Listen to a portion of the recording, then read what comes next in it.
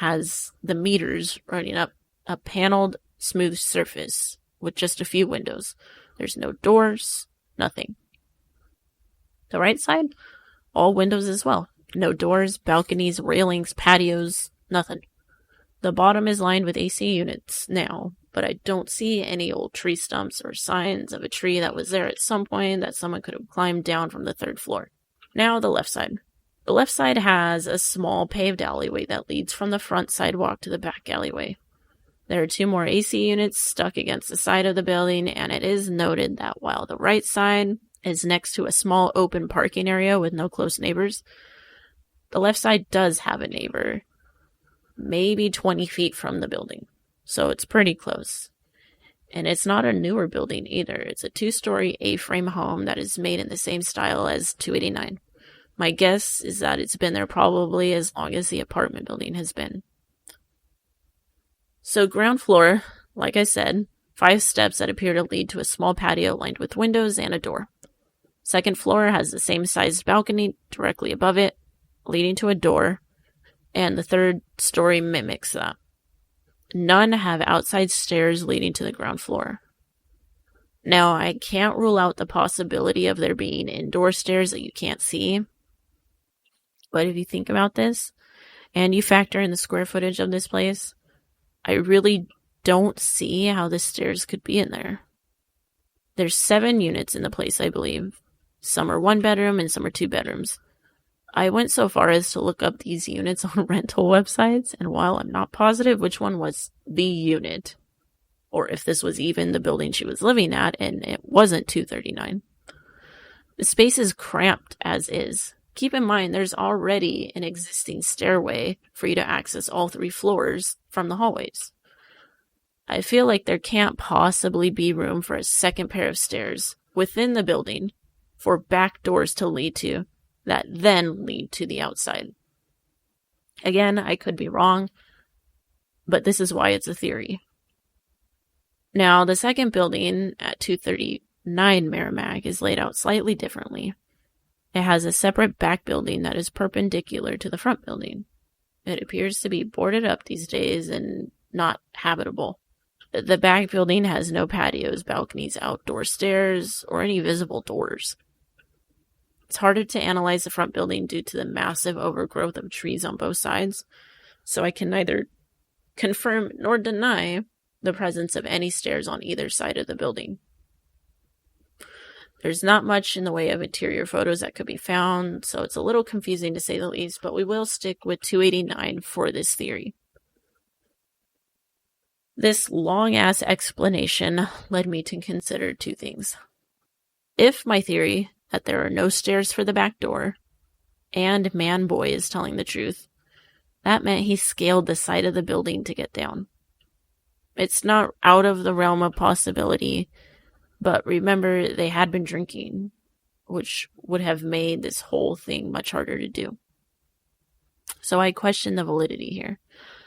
I do know that the police had interviewed him and felt that his story was truthful, so I have to assume that his story matched up with what they could see. So this is, again, just based on what I can see years later. Anyway, this would also mean that if Laureen left through the back door, she too would have had scaled the side of the building, drunk or at least buzzed. Which, if she isn't a drinker, is enough to fuck up her coordination as she climbs down the side of the 3-story building. So to me, the open back door is a red herring. By whom? I don't know. Could be man-boy, Kristen, Laureen, or the unknown abductor or abductors. But it seems unlikely for what I can deduce today based on the info that I have, which frankly isn't much. I believe that a couple things with this theory are possible. Either Kristen and Manboy were in on something together, possibly along with an unknown third party. They coordinated a plan, maybe unscrewed the bulbs on their way to Laureen's earlier in the day as they headed over. They hung out and drank, and at some point, they decided to slip something into her drink without her knowledge. I believe it's possible that Manboy played out the fake, oh shit, your mom's home deal while Kristen pretended to be asleep.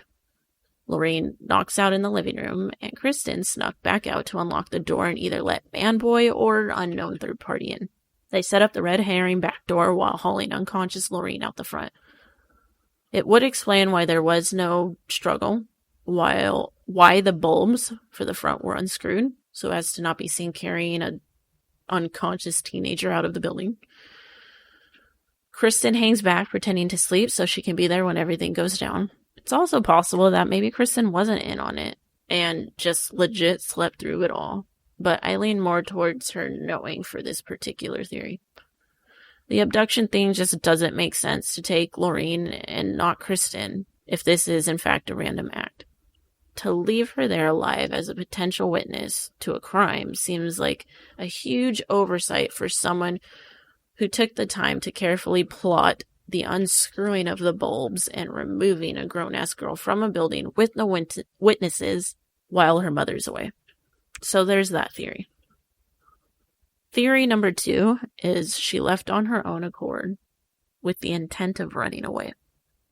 This is a theory that I think some investigators over the years have supported, but for the most part, it's not a solid one. Mama Judith claims there was no reason for her daughter to run away. There were no indications nor red flags, no signs of depression or change in behavior or fighting between them that would indicate that Laureen wasn't happy there and wanted to leave. And Laureen never expressed any previous attempts at running away or leaving the house without anyone knowing where she was. It just wasn't characteristic of her. On top of that, usually when you plan to run away, there's some sort of thought put into it. You take money, clothes, things of personal importance. You take something. Nothing of Laureen's was taken. I find it hard to believe that she would plan this janky-ass runaway plan and not even pack so much as a sweater and also not tell a soul. This leads us to theory 3, though. Theory 3 is she briefly left with every intention of returning and met with foul play.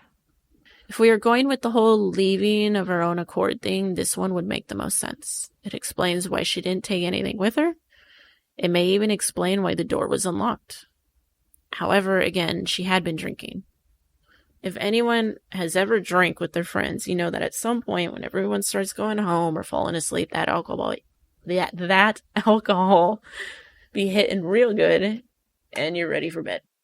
Especially if you're not a big partier or drinker, and Laureen wasn't a partier. Yeah, she liked to hang out with her friends, but this wasn't something she was known to be doing.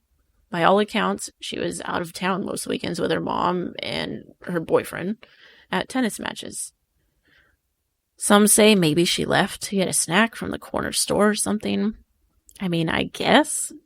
But you run into several issues here. She didn't take her purse.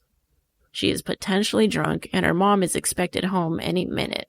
And I feel like, judging by the description of their relationship, not being home when her mom gets home isn't something Laureen was okay with doing.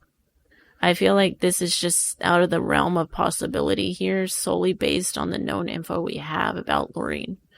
If more was known, that potentially proved otherwise. God, this is a theory I could totally get behind. Now, a more plausible theory is that actually one that I believe is closest to what happened. And it's that she left to meet someone she knew briefly, someone maybe like Manboy. He had just been there earlier in the evening. It wouldn't be weird to Laureen if he maybe showed up again at some point claiming he left something there or something like that. And she ran down to give it to him and poof, gone. It could explain the back door being open. Maybe he climbed up or tossed something to get her attention, because keep in mind, she was sleeping in the living room. She exits through the front, leaving the door unlocked and the back door open because she's thinking she'll be right back. Only she never returns. It doesn't explain the unscrewed bulbs, but this theory would suggest that maybe the bulbs were unrelated. We can't rule that out either. The fact that Manboy later commits suicide just doesn't sit well with me. I know the police cleared him of suspicion, but they also treated this case, and many other similar ones, as runaways when they clearly weren't. Police can have it wrong sometimes. There are plenty of examples where suspects are cleared in an initial investigation only to be found guilty later on. I don't think it's impossible to assume that this is what happened here. It could explain the lack of leads too, sort of. I wonder if police ever checked up to see if Manboy, or Kristen for that matter, had ties to California and could have possibly known Laureen's collect call pin, or did the collect call trick thing where you dial 0 and then landline to try and deter police from the trail that could have pointed to him or her. Now we're at Theory 4. Laureen was a victim of the chameleon killer, or another serial murderer who is responsible for the 3 other women's disappearances. This theory has to be considered solely based on the fact that Laureen is one of 4 females within a 30-mile radius that vanished under similar circumstances within a very close time frame, with some being within weeks and miles of each other. Terry Rasmussen was literally living a few doors down from one of the missing females at the time of her disappearance. I see why this theory holds water, but I do have a few issues with it as well. For one, Terry was known for committing vicious acts against loved ones, people that he was close to. This was actually part of his MO. He murdered, or is at least a suspect in the disappearances and presumed deaths of several of his girlfriends and their children. He's even known to have killed his own unidentified daughter. It doesn't appear that any of his known or suspected victims were just random people he picked off the street, therefore making this theory a little less likely for me. It does seem more likely that it's an unknown party if we were going to go this route. I'd have to say that Laureen, Rachel, and Shirley are all very similar and can't be ruled out as being related. Definitely Rachel and Shirley. There's no doubt in my mind that they are related.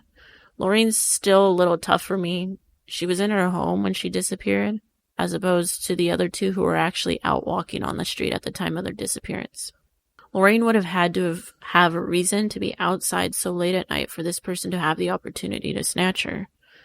I can't find a legitimate reason for her to be outside of her apartment without it being tied to someone she knows or trusted, and that would know she was at home unattended and would feel okay leaving without getting questioned by her mom. It sounds like not many knew she was going to be home alone. Lastly, we have Theory 5. Unidentified second male is involved. There's not much to go off of this theory, no evidence to support it, but it is a popular rumor, and it would support the idea that Manboy and Kristen literally had no part in the disappearance. However, they've remained firm that there was no one else there that night, so I don't really know what to do with this one. So there you have it. In conclusion, I think that Laureen Rahn was lured out of her home sometime later into the night. I believe it under the guise that it would be quick and that she would be right back in no longer than a few minutes. I think it was by someone she knew and felt comfortable enough to step outside the protection of her home to meet, and they took advantage of this. My gut tells me Manboy had more to do with this than he ever let on, and was possibly the one behind her disappearance. I think Mama Judith's gut felt this too. Sadly, I think the whole story died the day Manboy died. However, I do believe that Kristen has suspicions of her own that she may never have voiced. Maybe she saw something or heard something sometime that evening that didn't register at the time, but has since been weighing her down, and she may be a key to solving this. Anyways, this was a long one. I hope you guys enjoyed this episode. I certainly enjoyed researching the crap out of it and getting lost in this rabbit hole for several days. I know there was a lot of stumbling and fumbling. It's late in the night. Again, I apologize. But thank you for listening, and tune in again for some more creepy, fucked up tales here at the Vanishing Hour.